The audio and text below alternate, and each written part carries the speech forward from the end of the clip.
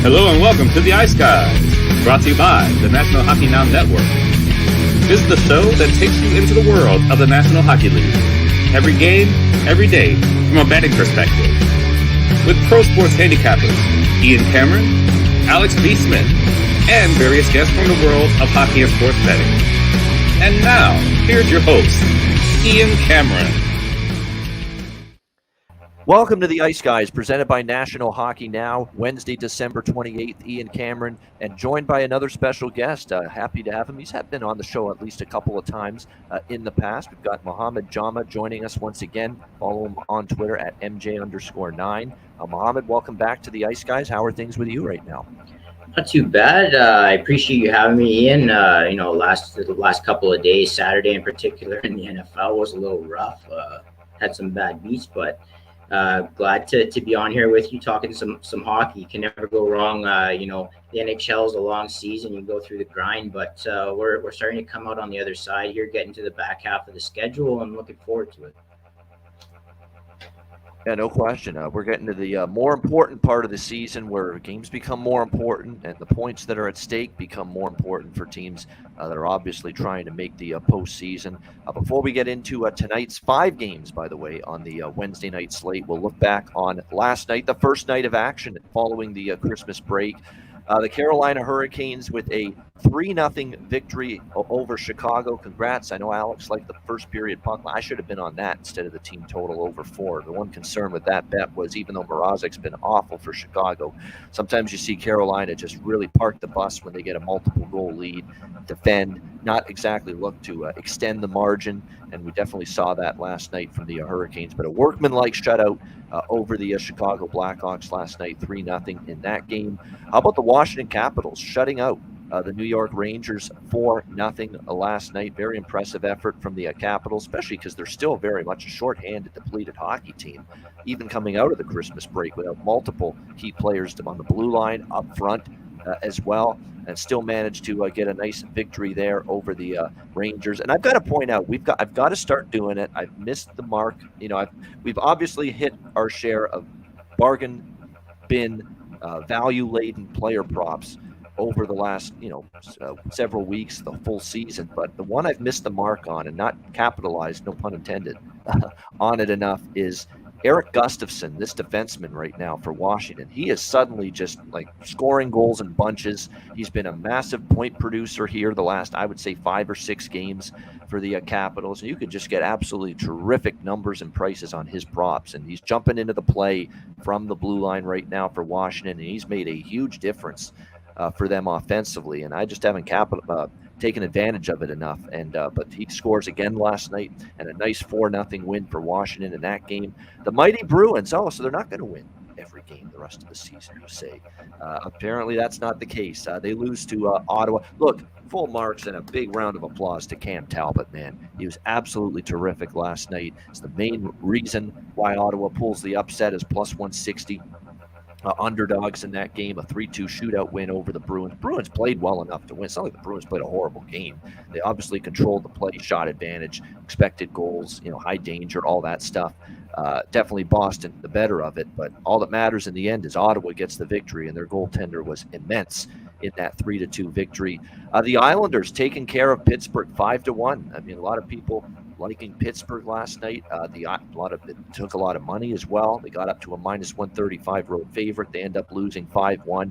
Impressive, pretty thorough, in control effort from the Islanders last night, getting that 5-1 win. Dallas beats Nashville 3-2. Minnesota with a 4-1 win against Winnipeg.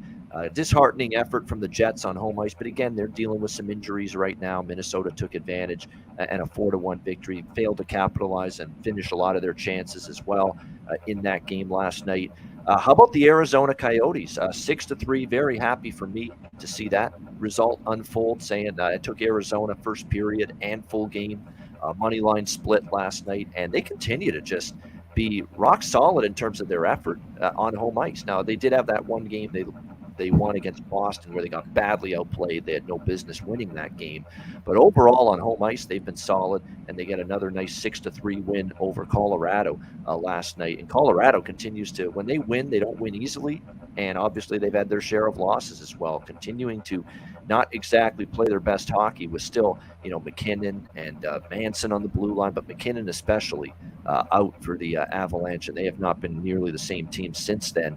Toronto in a crazy affair with the St. Louis Blues, 5-4 overtime win in that game. Look, I've always said on this show, Wes McCauley, I think, is one of the best referee in the NHL, but that was not a good night for him last night. Hey, even Betty Crocker, as I always say, burns the odd cake, and it was not a good night refereeing that game from Wes.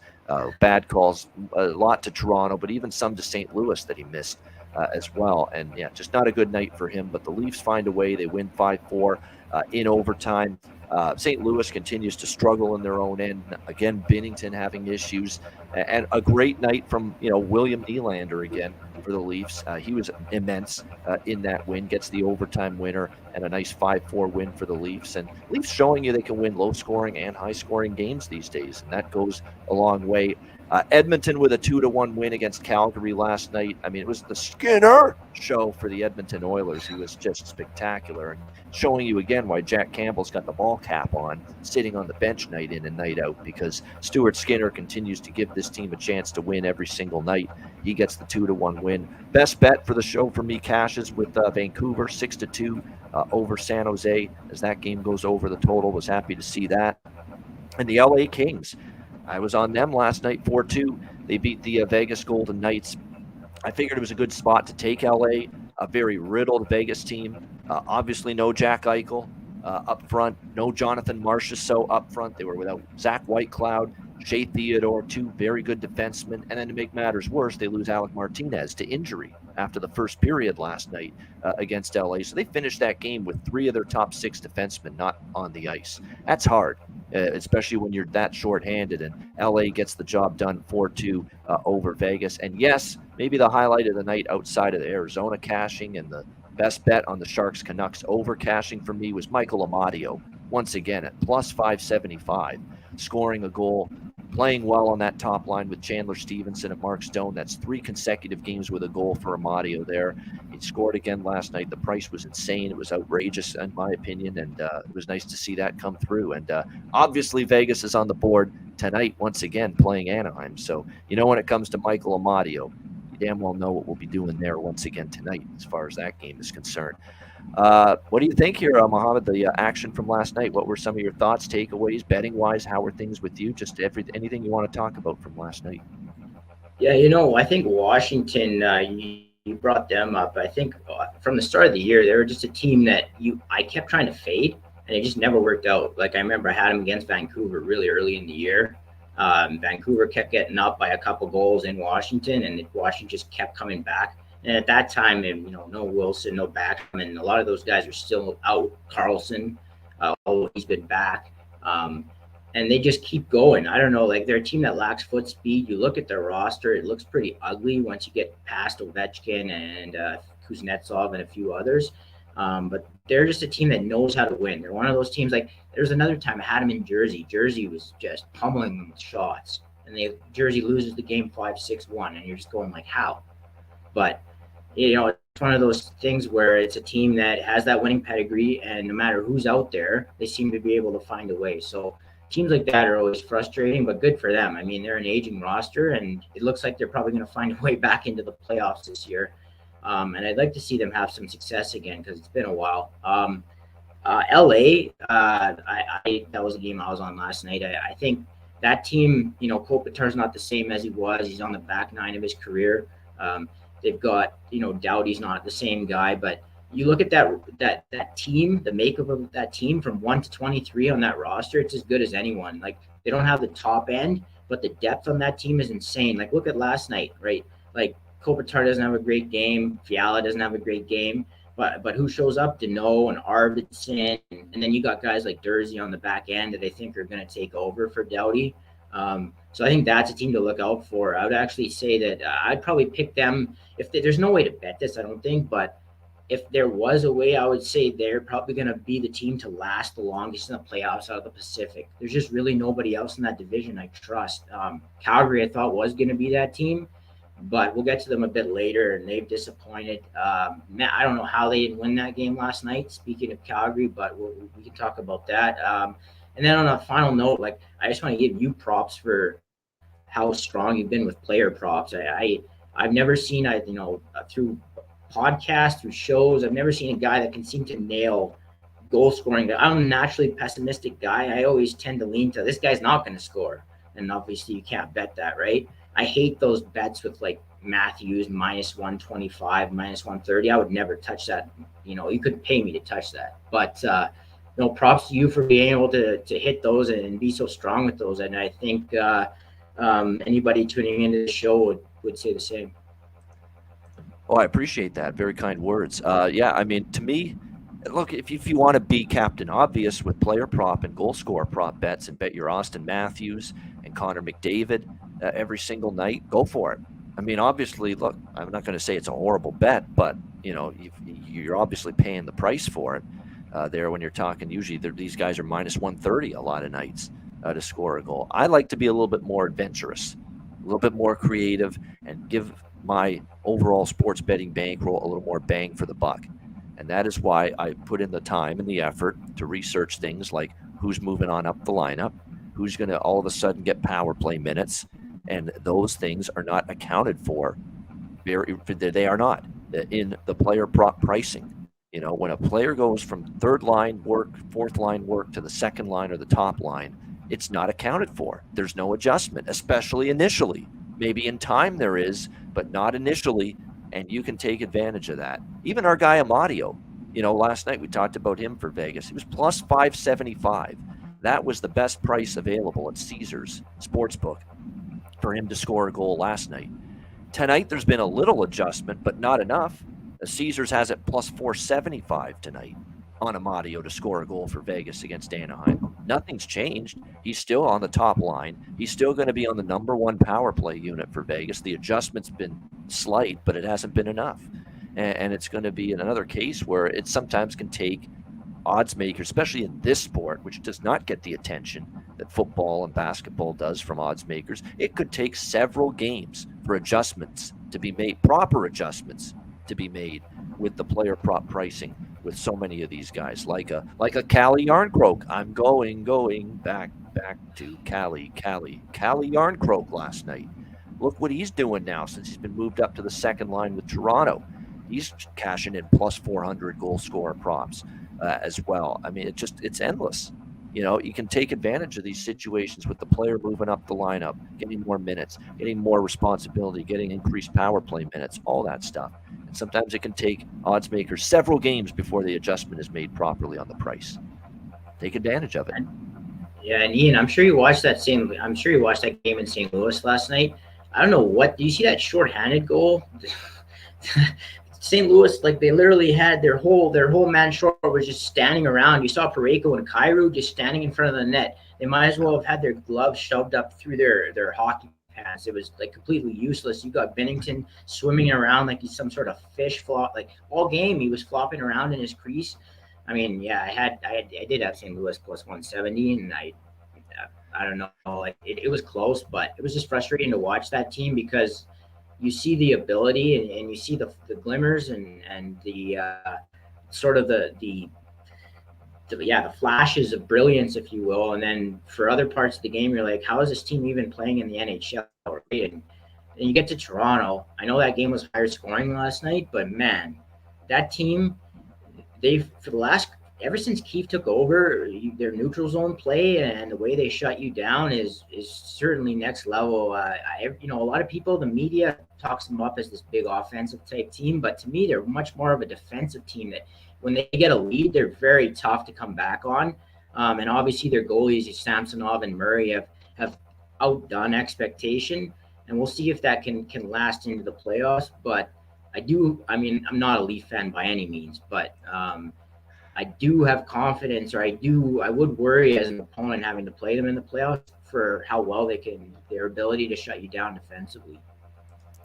Yeah, definitely. Should be interesting to see if the Leafs are giving you all kinds of indications. They're ready to win playoff series, win playoff rounds, and we're going to have to wait to see it in April. I'm not ready to sign off on that till I actually see it with my own two eyes.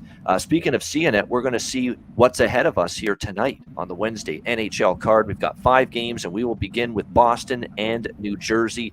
Even money here, -110 both sides, 6 the total in this game. The Bruins off a loss last night in a shootout to Ottawa, 3-2. I mean, what can we say? As I mentioned earlier, Cam Talbot was just absolutely magnificent in that hockey game for these Ottawa Senators. In fact, he's been good lately. He's had a couple of really good. The Washington game, they lost that game, the Ottawa Senators, but he was very good in net that game as well for the Ottawa Senators. So he has been playing very well in net. Make no mistake about it. You look at anything that you want to look at in terms of expected goals, it was definitely in favor of Boston. And definitely, the edge to them in terms of carrying the play. But at the end of the day, they lose in a shootout. Simple as that. Now we get Boston off a loss. It is back-to-back, obviously in Ottawa last night, and, of course, crossing the border, which is never as easy the last few years compared to before that, although restrictions have eased up. But still, it's travel across the border going from Ottawa to New Jersey now for this back-to-back situation. That being said, you want to go against Boston tonight? Have at it. I'm not interested. This team has not lost 2 consecutive games in a row yet this season. Each and every time they have lost, they have bounced back to win the next game. At Ottawa, they lost 7-5. They beat Anaheim the next game. They have the loss at Toronto. They beat St. Louis at home in the next game. They lose at Florida. They beat Carolina at home in the next game. They lose to Vegas in the shootout. They beat Colorado and shut them out 4-0 next game. They lose at Arizona 4-3. They win at Vegas the next game 3-1. Shootout loss to LA just recently at home, and then they beat Columbus after that 4-2. So perfect off a loss, the Boston Bruins this year. That being said, I'm not going to bet Boston tonight, believe it or not. You would think, well, come on, Ian, you got to take Boston off a loss, right? I'd lean that way, but there's also that nagging worry in the back of my mind that, look, Boston's just had that Boston's peaked a little bit, just a little bit. I'm not saying obviously peaked to the point where now they're going to crash and burn. This is an excellent hockey team. They're not going away, but I think they're due for one of those little bouts of adversity here where maybe they lose a few in a row. And you look at New Jersey, this is a team that made a valiant comeback attempt against Boston last week. They were down 4-1 at home. Third period, they made it 4-3 with 2 quick goals, and they were really pushing to tie the game. And in fact, they outplayed Boston, outshot them 40-23 in that game last week. And the Devils chomping at the bit, to bounce back. They haven't played since that loss to Boston last Friday night before the Christmas break. Now, they haven't played a game. Were able to practice yesterday. We'll see how sharp they are. A lot of times, I will say, it's not only Boston off a loss. If you like the Bruins, you like that angle. You also like the fact they've got a game under their belt. That even though it is the second of back-to-back games, you're going to see multiple teams playing the second of a back-to-back tonight. This is not as big of a deal playing on back-to-back nights tonight specifically because you just came off a 3-day break, for Christmas. So it's not that, wow, massive fatigue spot, massive we're worn down and we're really, really, feeling it type of situation playing a back-to-back now, not after a 3-day break. So I'm off the game. I could only look at the Boston side because, look, they've won 4 straight against New Jersey. They haven't lost 2 in a row yet this year. And I sometimes like it when I see a team that's played a game following the break compared to the team that hasn't played following the break. So I lean Boston, but it's that nagging gut feel that I'm going to stay off it for that reason tonight. That New Jersey, I think, will play hard, play well tonight. Will it be enough's the question. Totals-wise, I don't think this game, the first game went over the total. I don't know if this one will. You've got Linus Ullmark expected to be in net. It will be him, definitely, because we saw Jeremy Swayman last night against Ottawa. For New Jersey, will it be Vitek Vanacek? Will it be Blackwood? Projections are Vanacek, and I like him more than I like Mackenzie Blackwood. So I'd actually think maybe this game stays under the total. And look, New Jersey's actually gone under 5 of their last 6 games. What do you think here, Mohammed? Boston, New Jersey? If there was ever an example or a representation of how sort of public narratives and media narratives get out of control, like what was this stuff about Boston falling off a cliff this year and, not being any good and, missing the playoffs and then you pair that to Florida, who every year, like for the last 5, they've always been everybody's darling, and they're going to win the Atlantic and they're going to go deep into the playoffs. Last year they have the great regular season, And then they should have lost the Capitals in the first round. I mean, they got outplayed. The only guy that looked good on their whole team was Verhaeghe, and then they get swept by the Lightning, and that's in that same division. So that's why I compare those two. But man, I said it in the first week of the season. I said Boston's going to win the cup, and rarely in the NHL do you feel very good about saying that in a league with so much parity. And hockey by nature is a random sport. A couple bounces here or there, and your season can be done in the playoffs. But the leadership core, I think, is so strong on that Boston team that I think they could see the writings on the wall for guys like Bergeron. His days are as high level hockey as he's still playing. He almost retired in the off season, right? So as a Bruin, you've got to be thinking, look, he's probably got maybe 2 years left, and we got to try and get this done now. And I think that to a man that they'll pull through for him. And I really do like the Boston team, obviously, moving forward. I just don't know if tonight's a good spot. It almost feels like a bit of a scheduled loss in a lot of ways, right? Like you play after the break, you play in Ottawa, a tough game, you lose.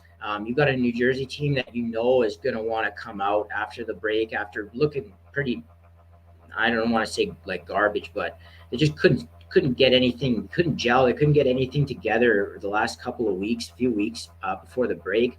Their goal scoring was way down. There was a few games where at home they were just listless. Like I know they had a bunch of shots against Philadelphia and they were sort of in the game with Dallas, but those are games you expect them to win, and they just were falling short consistently. So you have to think that they're going to have max motivation here. So they're really, when two teams are playing each other, and I see New Jersey trying to sort of mold their team and their way they play after Boston, quick strike through the neutral zone, transition game, capitalizing off of teams' mistakes, right? Not giving you a lot of space on the ice. New Jersey's got some guys like Miles Wood and guys like that deeper in their lineup with speed and with some grit to their game. They're not really a team that, given their situation and how much motivation I think they'll have here, that I want to fade. Having said that, like you said, Boston, why would you?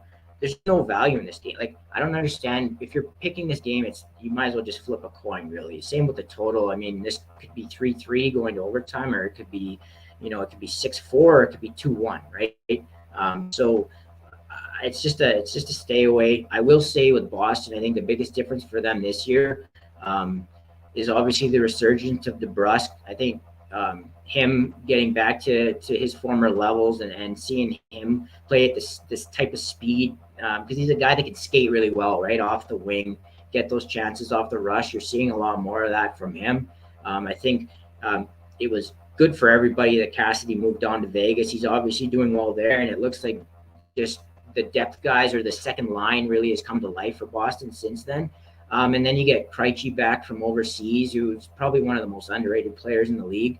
They've done a really good job of insulating that core this year, I think. And you get Lindholm, as I like to call him, Humpus at the deadline last year, guy that's really solid at both ends of the ice. So I think they've done a good job of sort of retooling that roster on the fly. Not necessarily retooling it, but sort of insulating it and propping it up again. And they're going to be a bear, pardon the pun, come playoff time. But as far as this game goes, there's nothing I like here. Yeah, I think it's a tough game. I really do. I think there's some props I like, and you mentioned one of them, Jake DeBrusk. I mean, Jake DeBrusk, whether it's a goal prop or points prop, I mean, he's just been terrific lately for the Boston Bruins, no question about that. He's decided, hey, I'm sticking around. There was that whole big deal and big story out there that he wasn't happy. They weren't happy with him. Both sides just wanted to split things up, and he ends up staying around. He doesn't get dealt at the trade deadline, and he ends up starting to play well second half of the year, and he's carried that over into this season as well. And you look at him, the last 3 games, he's scored in 3 straight games, 4 points in the last 3 games for Jake DeBrusk as well for the Boston Bruins. So no doubt you could look at some kind of player prop direction with him in this game tonight, plus 250 or so to score a goal, and also the points prop for him as well is, let me just see here. Yeah, it's only minus 115 for him to get a point, and that's pretty good. Obviously, just to register 1 point, minus 115. For New Jersey, look, you got to Jack Hughes has a point in 13 of the last 14 games. He's been carrying things for the Devils, no question about that. You know what's disappointing is Fabian Zetterlund has not taken advantage of this opportunity on the top line. He's got a bunch of goose eggs, goals and points the last several games, despite playing on the top line. You got to think some point they're going to demote him. Will it be tonight? We'll see. But they haven't gotten the offensive punch they thought they would from him in that spot. It's mostly been Hughes, Bratt, although keep an eye on Igor Sharangovich. He scored in back-to-back games for the New Jersey Devils. That's the prop that kind of stands out for me. Again, a guy that's now scored in back-to-back games for them. So a couple of prop looks for me here with the Bruins and the Devils, but I won't be involved in the side or the total. Montreal and Tampa Bay next up. We've got Tampa Bay minus 360, home favorites, 6 being the total in this game. The Tampa Bay Lightning and Montreal both playing their first game following the break. A very long break for the Tampa Bay Lightning. They did not play Thursday or Friday last week. Their most recent game was last Wednesday, a week ago tonight, against the Detroit Red Wings, and it couldn't have gone much worse for Tampa Bay in that game. A rather stunning 7-4 loss against the Tampa Bay Lightning. Granted, the defense was not great, but Brian Elliott was really not great in that game, and that's sometimes what you get with Brian Elliott. He was not good that night against the Detroit Red Wings last Wednesday. I thought and look, it was one of those games where we talked about that Tampa-Detroit game last Wednesday. We said that I would expect Tampa to roar back after one of their worst efforts of the season against Toronto, where John Cooper said, that's the last time we're traveling into Toronto multiple days before a game, because they just didn't have their heads on straight. They were dominated by the Leafs the night before, and they came out with the right start. They got the first goal, but again, Elliott was just horrendous. It was one of his worst games of the season by far. They lose 7-4 to Detroit. Thank goodness I was on the team total over, and I always say that with the big favorites. Sometimes the team total, you could cash that bet even if the team loses, and that's exactly what happened with Tampa Bay in that game. If you bet over team total 3.5, you still got the money with Tampa Bay in that 7-4 loss to Detroit last week. So they are now sitting on 2 straight losses going into the Christmas break. They've had to stew on this now. You got to believe they're chomping at the bit to get back on track here against Montreal. That being said, we've seen Montreal, and as Jarrett points out in the chat, the first period look for Montreal. It's crazy how they've managed to stay in games early on the road. This is one of those nights where I feel maybe they do early in the game and Tampa Bay gets better and gets stronger as the game goes on. That is definitely a possibility. The bet that I like here is, to me, I'm not going to overcomplicate it. Keep it simple here, and that's over 3.5 team total. Or you could go with 4 if you prefer as well, because you get a better number. I mean, it is a pricey minus 160 or so with the Lightning team total over. But when you look at it, team total over 3.5 minus 160, still a whole hell of a lot better than, say, anything to do with Tampa Bay minus 360 in this game, when you can bet their team total over 3.5 instead at minus 160. But again, if you think that's still a little too pricey for your, it's actually minus 155 at BetMGM for over 3.5 Tampa Bay team total. If that's a little too pricey, too juicy for you in particular, could go with over 4 plus 105 is available as well at BetMGM. But the over 3.5, over 4 Tampa team total, I really do like that tonight. That way I don't have to worry about what Montreal does or doesn't do offensively in this game against the Lightning. We should see Andrei Vasilevsky in net. It is confirmed Jake Allen for Montreal. Another problem Montreal has, and obviously this is a team you follow very closely here, Mohammed, is that this blue line is just as a very inexperienced, very young. It's a blue line that the last time they played Tampa, and it was not too long ago, in Montreal, they lost 5-1. They have struggled to contain that Tampa Bay team offensively, struggled to defend. Positioning was bad, breakdowns left and right, because Tampa just moves the puck so well. And a lot of these guys have played together for so long. Stamkos, Kucherov, Point.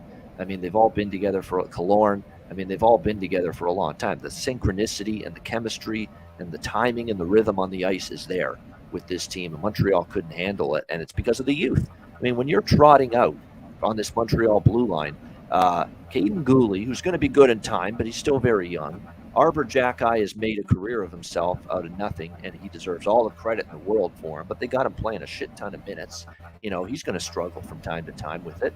Johnny Kovacevic, same thing, young kid. Jordan Harris, same thing, young kid. They just called up Justin Barron, blue liner from the AHL team. He's going to be in the blue line tonight because Matheson's still out. And, of course, Savard also still out. I mean, it's Joel Edmondson and the kids. That's essentially what it is right now with the Montreal Canadiens blue line at this point. It's going to be a tough ask tonight, defending and shutting down this Tampa Bay team after losing 2 in a row. Not liking, obviously, it's a team that doesn't like to go on long losing streaks. They've been good at nipping these in the bud over the years. That's why they've been one of the best teams in the NHL. So this is a tough ask for the Montreal defense tonight, and that depleted blue line, that very inexperienced green, young blue line tonight against this Tampa Bay team. So I like the Lightning team total. Again, you could go over 3.5 minus 155. If you don't like the juice, you could go over 4 plus 105. Save yourself a little bit on the price there. What do you think here, Mohammed? Montreal, Tampa Bay. Yeah, no, I'm kind of on the same page. As far as the matchup goes, I know Alex touched on this not too long ago when these two teams played. Tampa's 19-1-4 in the last 24 between the two teams. So that's 24 games. But of those 24 games, 13 of them have been 1-goal games. And so maybe, if you want to take a bit of a risk here, you go with Montreal plus 1.5.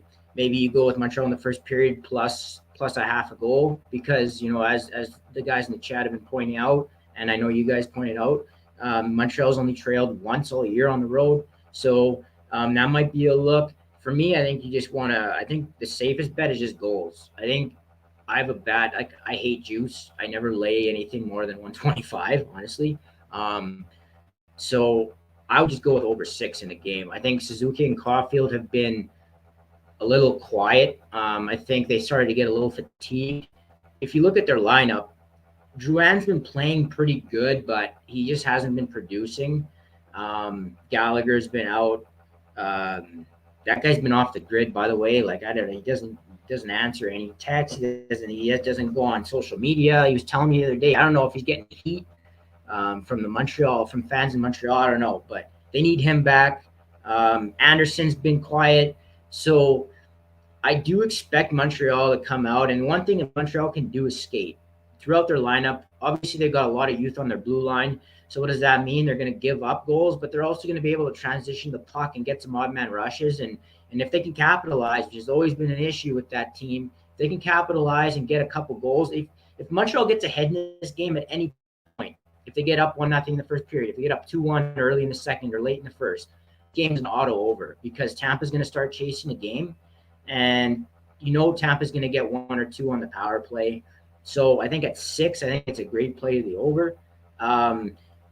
The one thing that I would say matchup-wise or stylistically why Montreal competes with Tampa but ultimately fails in the end, and you saw it in the Stanley Cup final, is Montreal can skate with them, obviously, and they're probably a better skating team overall.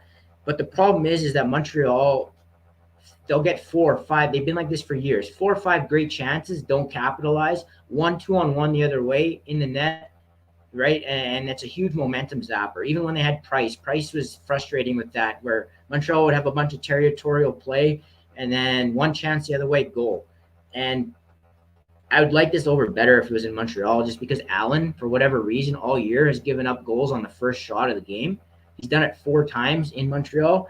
He's been much better on the road, but I still think this gets there. I think Caulfield and Suzuki wake back up, and I think the Tampa power play is going to be a problem. Montreal special teams, like Montreal they're up over 50% in goals expected on 5-on-5, but they're down at like 40% between the special teams. So between power play and the man short. So if this game is played more 5-on-5, advantage to Montreal at least to compete.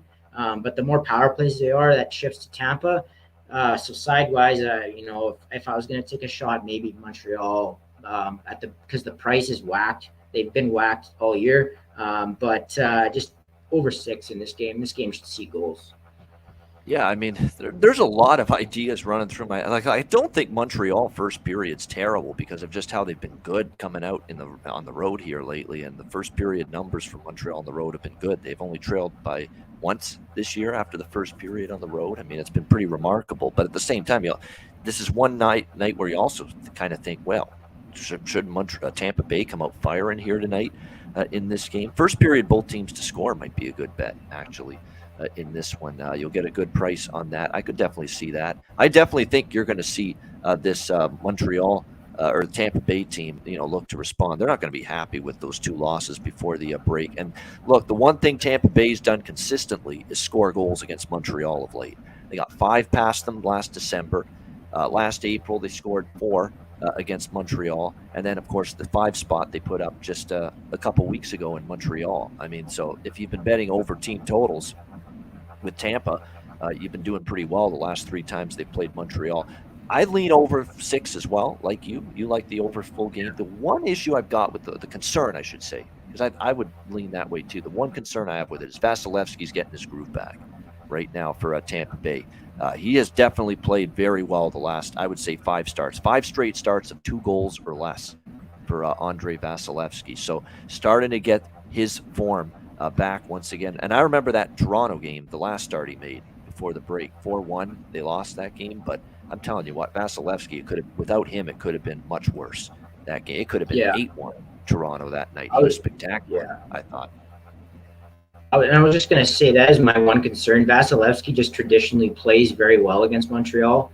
So that is the one kind of caveat to it. It's not like totals, and I'll be honest with you, totals in hockey are tough, and you know that, and everybody I think in the chat knows that. It's a lot about, especially pregame, if you can get a sort of gauge how the game's flowing, and if a certain team gets down in a game, that often will help you get over total and vice versa or whatever. But before the game, it's tough, and a couple bounces that that hit the post or miss the net by inches can be the difference. So I just think that Montreal's top guns, and I really do think like Suzuki. I know this might be a bit of a controversial take, but man, like when I watch Suzuki play, he has shades of Draisaitl, just in the sense of he has the ability, he has such poise with the puck where the game seems to slow down around him. And he can make such quick decisions with the puck, and he seems to see guys on the ice that very few can. And you pair that with Caulfield, who truly is a sniper. I just have enough faith that they can get a couple by Tampa. If Montreal gets to 2 here, I think at worst you push, and that's all you really need. So I think it's a good play to be over. All right, good stuff. All right, and by the way, yes, Vasilevsky is confirmed. Vasilevsky and Allen, your goaltenders here in this one. And for prop-wise, this is probably a night, too. Like, don't overthink it with the Tampa props. If Kucherov, Stamkos, Point are probably the guys that are going to make the noise. I find when they've lost a couple in a row, the big guns respond for the Lightning. So we'll see if they are doing that once again tonight against Montreal. All right, next game, Detroit and Pittsburgh. We've got Pittsburgh minus 210, home favorite, 6.5 the total. Much like Boston, New Jersey, you do have a team that did play following the break last night. Pittsburgh didn't play well. Mike Sullivan, our worst game of the year. Flat out said it after that 5-1 loss to the Islanders last night.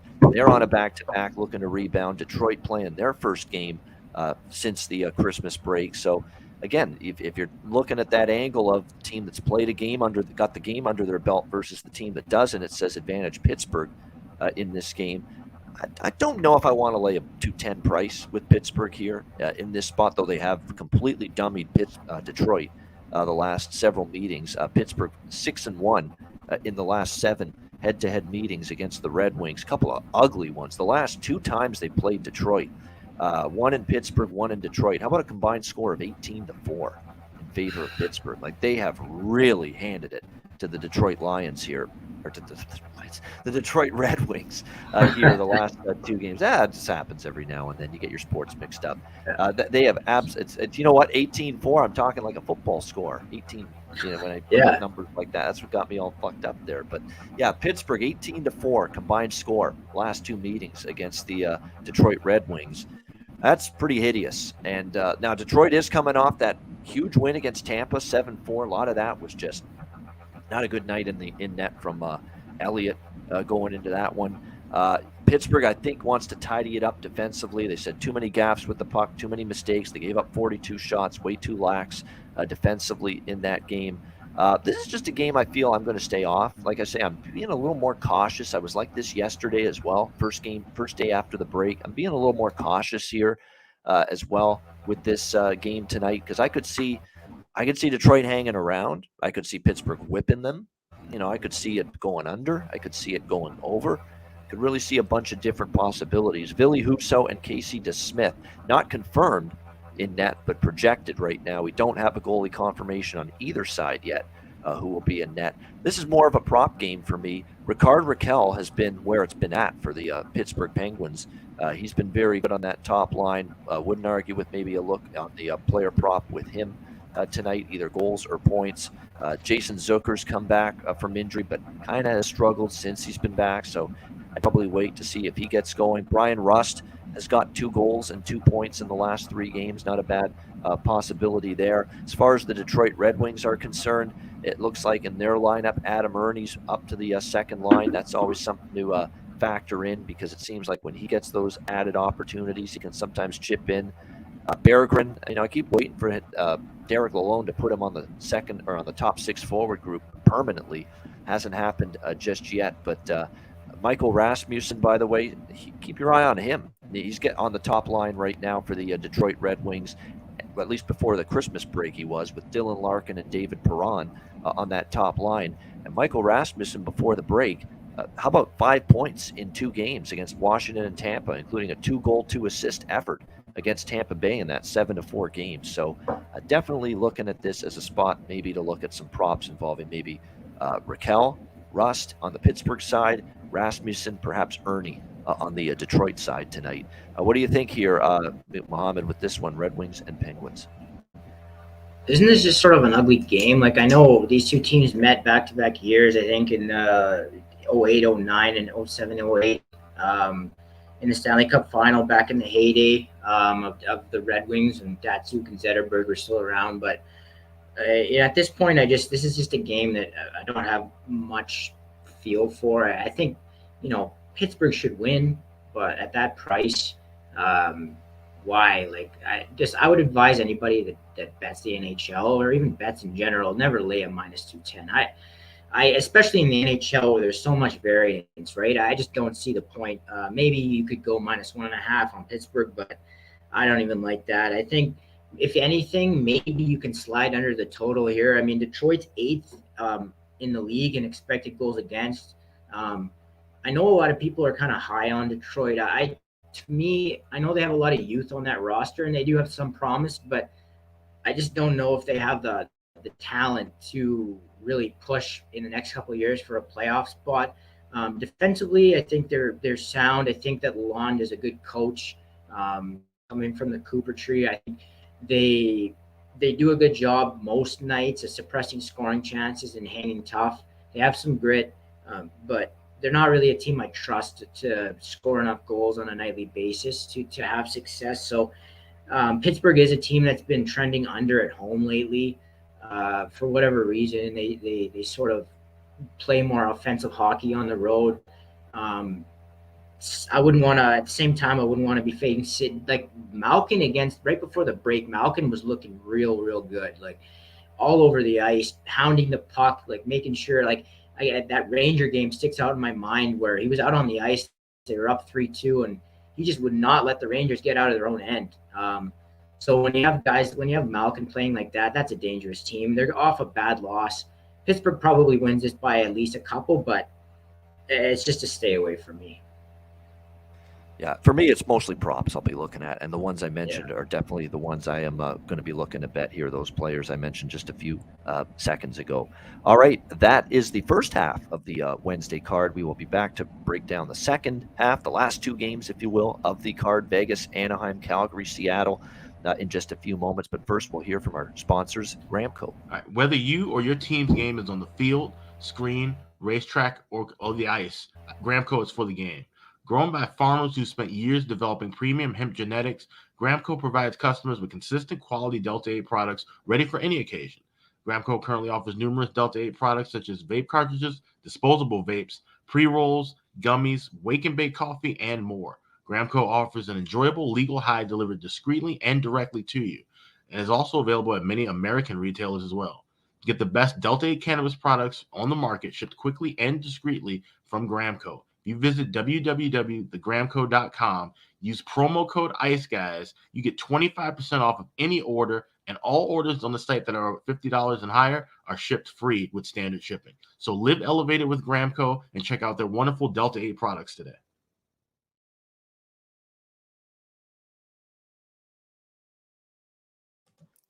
All right, we are back, and we are ready to roll on to Vegas and Anaheim.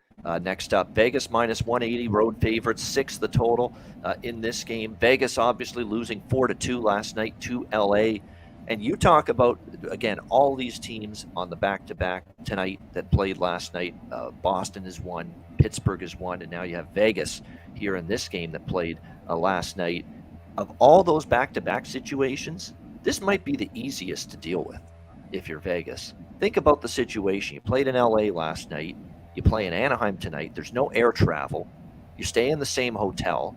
It's basically going to be a bus ride down the freeway, down the interstate highway to Anaheim for this game tonight against the Ducks. This is not, and coming off a 3-day break. And Bruce Cassidy said it last night in the postgame. I don't expect my team to be reeling and fatigued and feeling it tonight.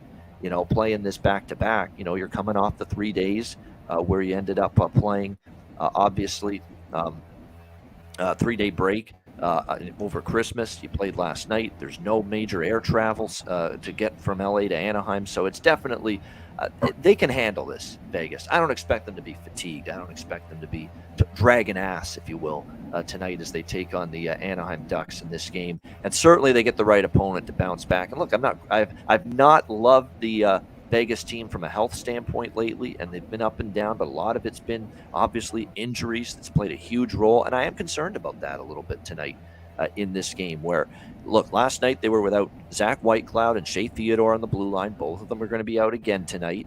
You're without Jack Eichel, Paul Cotter up front, Jonathan Marchessault. They all missed the game last night. I think there's a chance Marchessault could be back tonight, but it's not a given by any stretch of the imagination, so we'll have to wait on that until later in the day as he continues to deal with that lower body injury.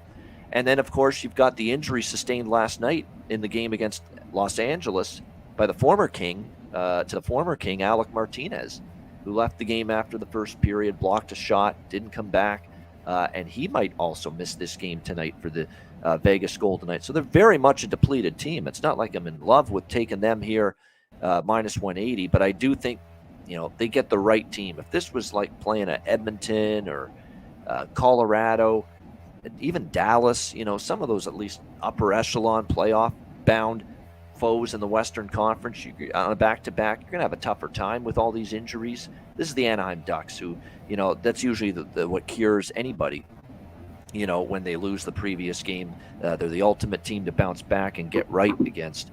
Anaheim's lost 3 in a row against LA, Minnesota, and then Calgary in overtime. Don't be fooled by the Calgary result either. They lost 3-2 in overtime. They got a point because of Dostal, who's actually been pretty good in net for the Anaheim Ducks since he's been in there. This would be a game where Vegas first period interests me, minus a half, plus 140 is what you can get, I believe, on that. Yeah, plus 140, plus 145 with the Golden Knights first period puck line. I would split it up between that and probably Vegas in regulation. Because I do think even with the injuries here, you're going to get the right focus from this team tonight. You're going to get them playing a much better, tidier game. I think they just made a few mistakes. It doesn't hurt either that they've completely owned Anaheim, 8-1 in the last 9 head-to-head meetings for the Vegas Golden Knights over the Anaheim Ducks. So it's probably going to be a split bet that I'm going to place on the Vegas Golden Knights here. We'll do a little minus a half, plus 145 or so with the first period puck line. And then we'll go ahead with Vegas in regulation, which you can get around even money right now, minus 110 as well. And it goes without saying, you know what to do when it comes to our guy, Michael Amadio, who you can get plus 475 to score a goal in the game tonight. Once again, not quite the price point as high as it was last night, but he scored in 3 straight games. He's still going to be on that top line with Stone and Stevenson. He's still going to be on the number 1 power play unit for the Vegas Golden Knights, which is where he scored his goal last night on the peeper. He got that goal for the Vegas Golden Knights last night against Anaheim. All the elements of a guy that is undervalued tremendously at a plus 475 price to score a goal. Top line, number 1 power play unit, goals in 3 straight games, back on the Amadio Express for yours truly tonight. What do you think here, Mohammed? Vegas, Anaheim? Ian, I'm usually much more of a size guy. This card is a little bit gross, if you will. I lean goals here. I was just looking it up while you were speaking there, and Aiden Hill is 69th in goals saved above expected.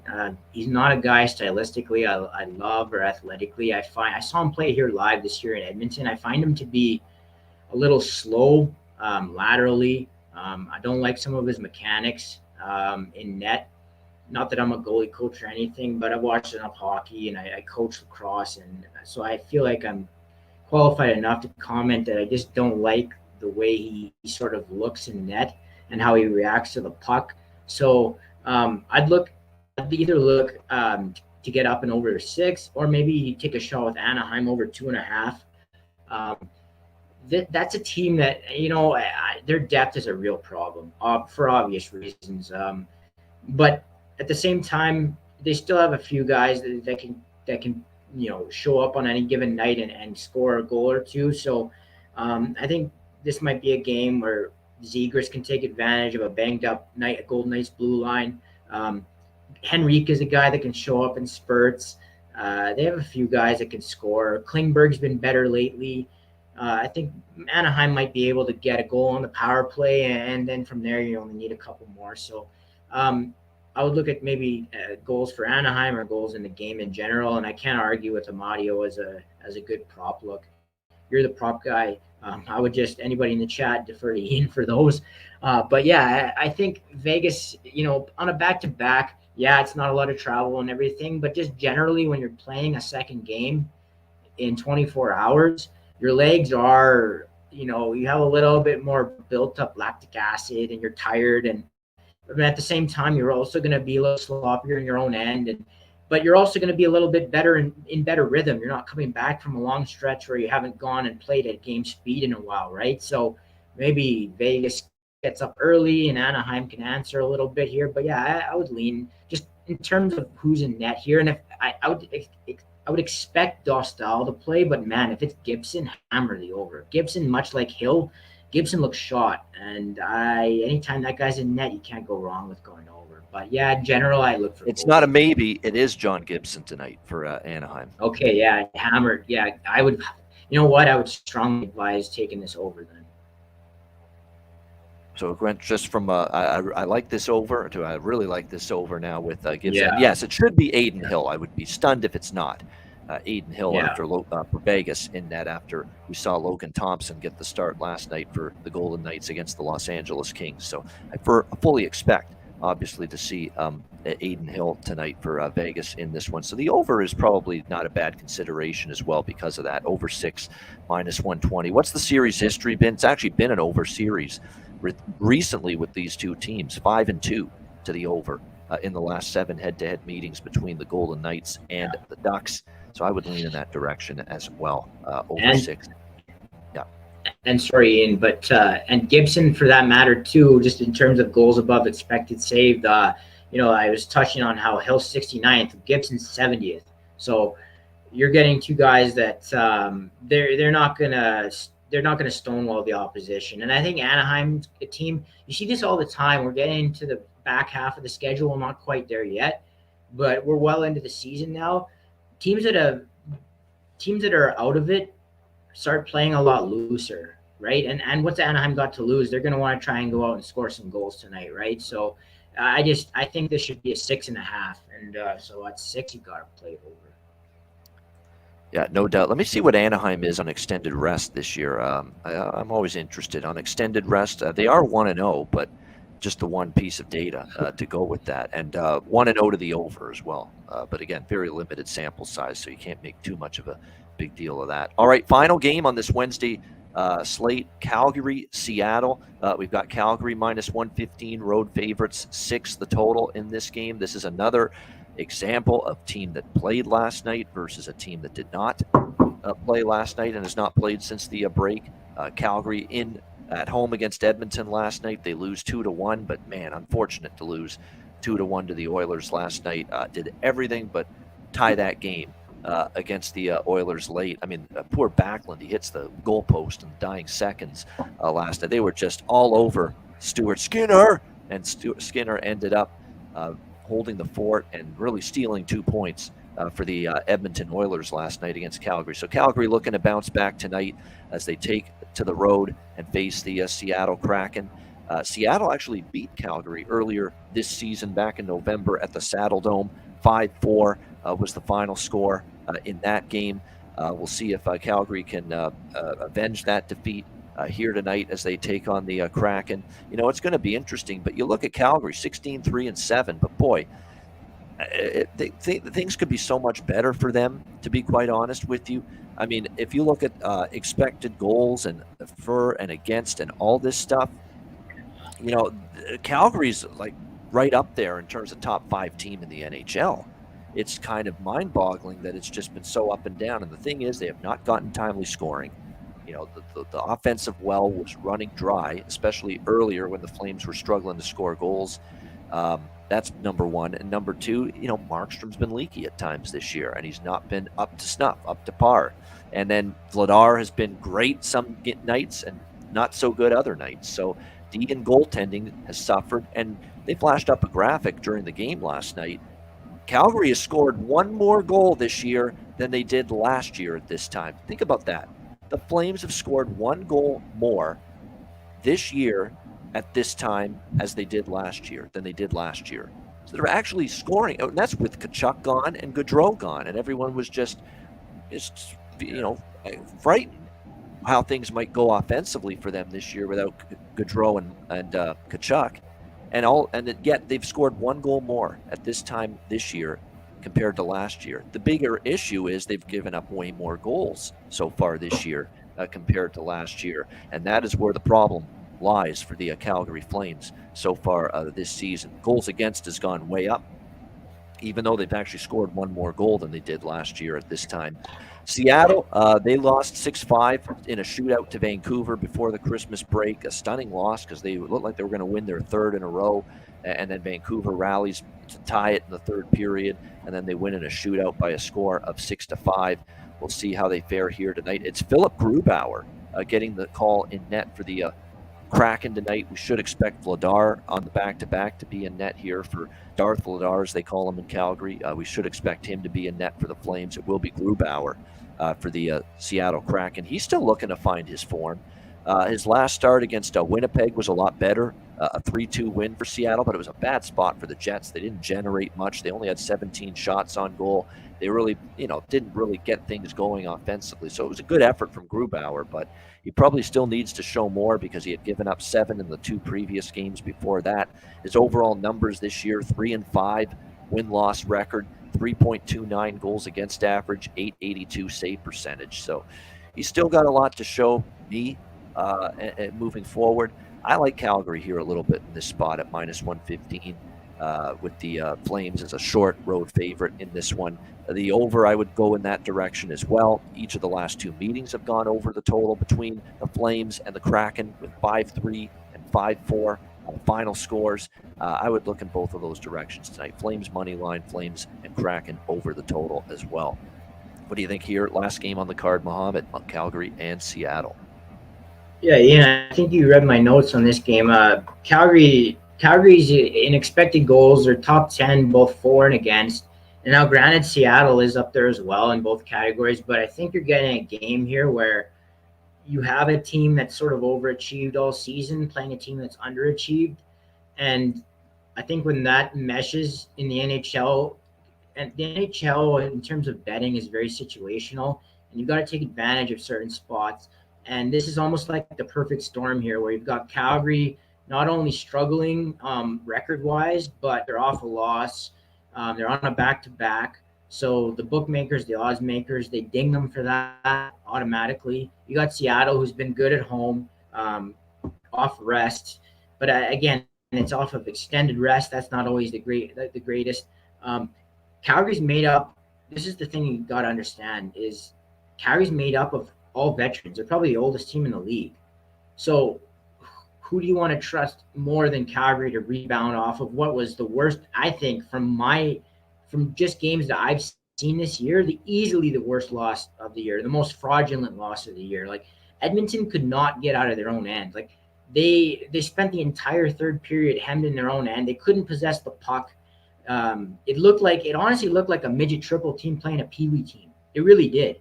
And then there's a soft call on Mangiapane in the offensive zone, and McDavid does what he does, grabs the puck in the high slot, snaps it off the bar in the net, and then Calgary almost ties it up, but they don't. They lose, right?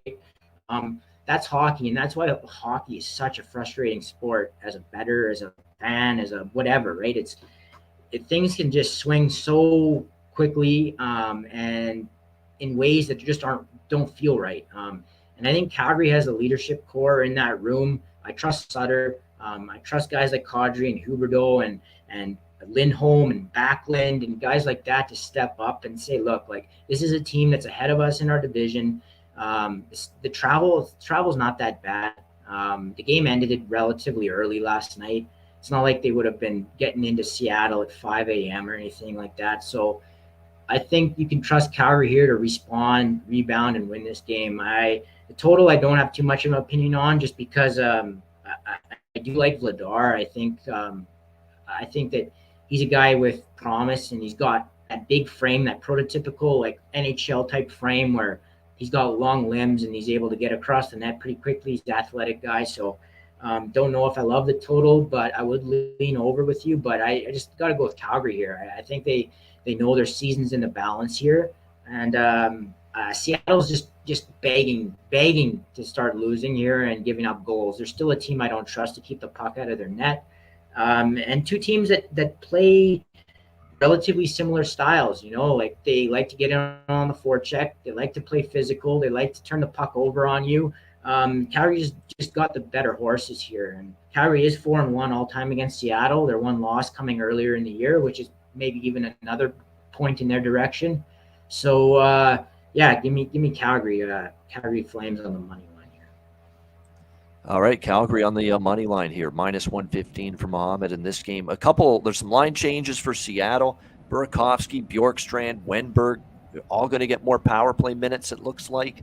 And as far as Burakovsky's concerned, maybe a move up to the top line for him. So there's some Seattle options as far as props go. I want to mention, too, one guy for Vegas in the previous game I didn't mention. Obviously, Amadi was my favorite prop in that game, probably the favorite prop of the night again, like it was last night. But Pavel Dorofeyev for Vegas looks like he's going to get power play minutes as well. So you could really get a bargain price for him to chip in offensively tonight in this game for the the Vegas Anaheim game for Vegas tonight as well. And obviously for Calgary, one of the players that we've been talking about repeatedly on this show is Dylan Dubé.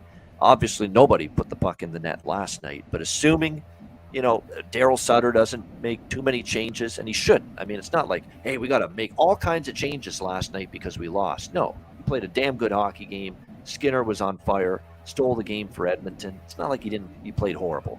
He played more than well enough. He controlled play in that game. So I think there's reason to expect Dylan Dubé to still be on the top line with Elias Lindholm and Tyler Toffoli, just like he's been the last several games. So that means Dubé to score a goal, Dubé to get a power play point, just to get a point in general, all worth a look once again, in my opinion. Because usually when Calgary wins and Calgary scores, Dylan Dubé's been in on it lately for the Flames. And you can get plus 390, plus 400 in some spots for him to score tonight, minus 110 to get a point, plus 480 to get a power play point. So excellent value on Dylan Dubé props tonight, once again, for the Calgary Flames. All right, that's the Wednesday card. Great stuff with our special guest, Mohammed Jama, joining us. 214 live viewers currently on YouTube. Hit the like button. Reminder to check out patreon.com/iceguys. Just $10 a month to sign up for that. Our daily Ice Guys show betting card posted there. Goalie charts, totals charts, power ratings, and more. Patreon.com/iceguys. We will be back with best bets in just a second, but first we'll hear from our sponsors, Manscaped. Support for the Ice Guys is brought to you by Manscaped, our good friends at Manscaped, who are the best in men's below-the-waist grooming. Their products are precision-engineered tools for your family jewels. Manscaped's Performance Package, the ultimate men's hygiene bundle. Join over 7 million men worldwide who trust Manscaped with this exclusive offer for you, courtesy of the Ice Guys. Get 20% off of any purchase and free worldwide shipping with the promo code Ice Guys. That's promo code Ice Guys, all one word, ICEGUYS at manscaped.com. If my math is correct, that's about 400 million balls that you can help preserve with manscaped.com using the promo code Ice Guys. You get the Performance Package 4.0. It is a game changer. The Lawnmower 4.0. It takes care of this, among other things. It'll keep you trim as can be. The Lawnmower 4.0, waterproof. Same thing with the Weed Whacker, which takes care of your ear hair, nose hair. I mean, nose hair in particular. You know, I'm getting up there in age, and nose hair is becoming definitely more of an issue. This will take care of it. It feels like someone's tickling the inside of your nostrils sometimes. It pisses the hell out of me. It bothers me. I need to take care of that shit. This will take care of it for you. The Weed Whacker. Makes part of the package that you get with your Manscaped purchase, and the Manscaped Performance Package 4.0. You also get the ball toner. You also get the ball deodorant, keep you smelling good and looking good and feeling good down in the nether regions. This package is really going to make you feel good and look good and look better, slim, trim. That's what it's all about, and manscaped.com can help you out with that. So make sure you take advantage of this. Manscaped.com.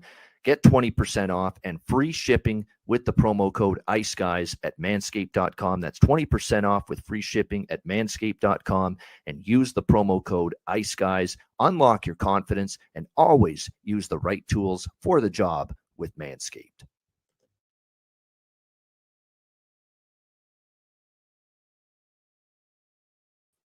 All right, it is time for Best Bets here on this Wednesday edition of the Ice Guys.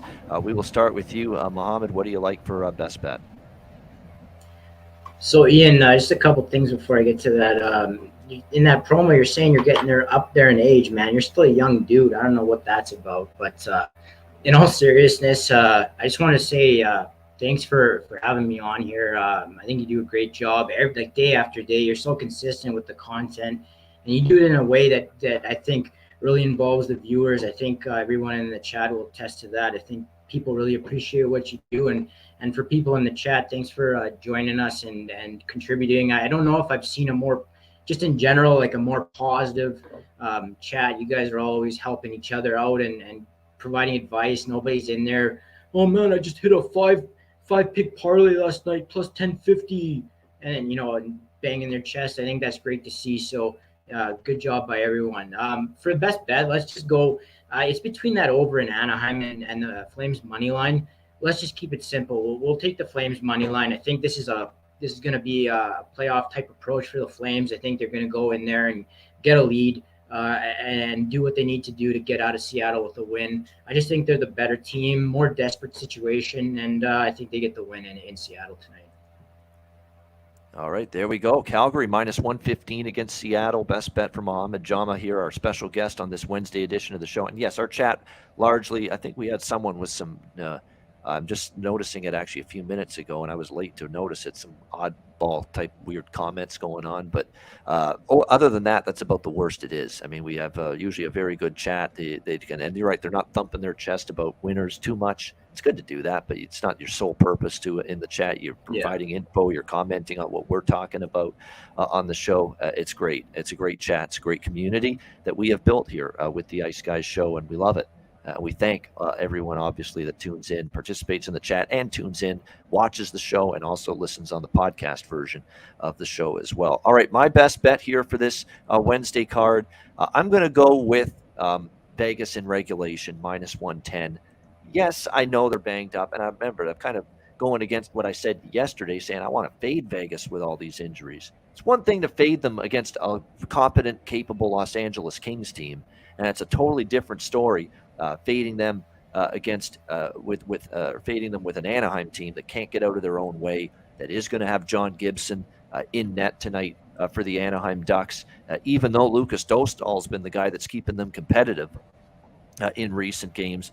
Here's John Gibson for you as of his last few starts. 4 against San Jose, got pulled.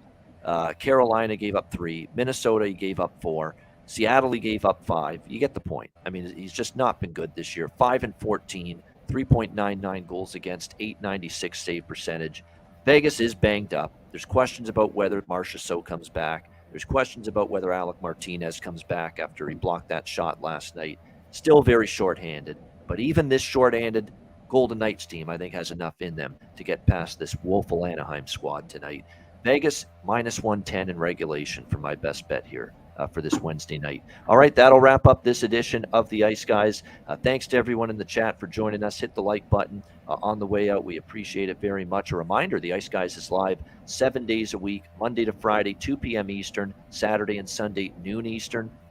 If you can't watch the show live, download the Ice Guys podcast in audio form on all major podcast platforms: Google Podcasts, Apple Podcasts, Spotify, Stitcher, iHeartRadio, Amazon Music, and more. Download the Ice Guys podcast when you can't watch the show live. For our special guest, Mohamed Jama, I'm Ian Cameron. Have a great Wednesday night. Enjoy the games and good luck. We will talk to you again tomorrow on Thursday for another edition of the Ice Guys presented by National Hockey Now.